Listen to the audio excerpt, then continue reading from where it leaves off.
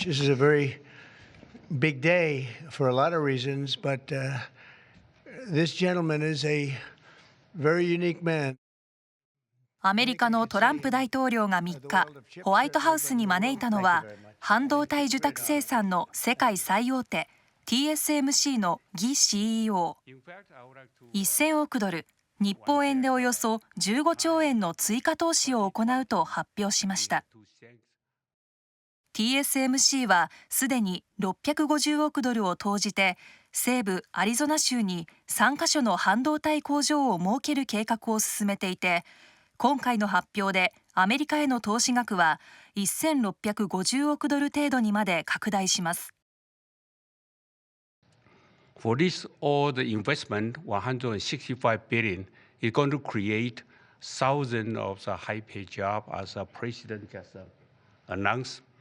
And we are most important. Actually, we are going to produce many AI chips. We are going to produce many chips to support the AI progress and to support the smartphones progress. And again, with that, I want to thank President Trump again for his support. Well, without the chips and semiconductors, nothing runs today. You can't buy a car without them. You can't get a radio, a television, nothing. You can't get anything. And we thought it was very important, obviously business-wise, but we thought even in terms of national security to have this large percentage of the chips, semiconductors, and other things that they make the most important product. 会見では中国が台湾へ武力で侵攻した際のリスクについての質問も。Could this minimize the impact to the U.S. with chips should China decide to isolate Taiwan or China decide to take Taiwan? Well, it's a very interesting point. It's a great question, actually, but this would certainly, I can't say minimize. That would be a catastrophic event, obviously. But it will at least give us a position where we have, in this very, very important business, we would have a very big part of it in the United States. So it would have a big impact if something should happen with Taiwan. そしてこの日トランプ大統領はカナダとメキシコへの 25% の関税を予定通り4日に発動すると表明しました。Very importantly, tomorrow tariffs 25% on Canada and 25% on Mexico, and that'll start. So they're going to have a tariff. So what they have to do is build their car plants, frankly, and other things in the United States, in which case they have no tariffs.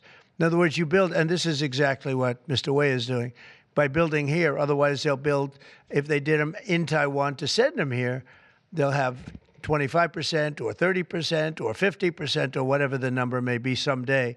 It'll go only up. また同じく4日に発動する中国への追加関税については 10% から 20% に引き上げる大統領令に署名。合成麻薬がアメリカに流入する問題に中国が適切な措置を講じていないと指摘しました。さらに4月2日には輸入する農産物にも関税を課すと自身の SNS で明らかに。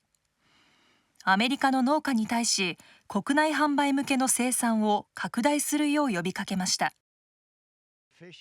一方、日本については円安・ドル高を問題視する発言も。Whether it's the yuan or the yen in Japan or the yuan in China, when they drop them down, that puts us at a very unfair disadvantage. So all I have to do is say, Howard, we're going to have to raise the tariffs a little bit because I've called President Xi, I've called the leaders of Japan to say you can't continue to reduce and break down your currency. You can't do it because it's unfair to us.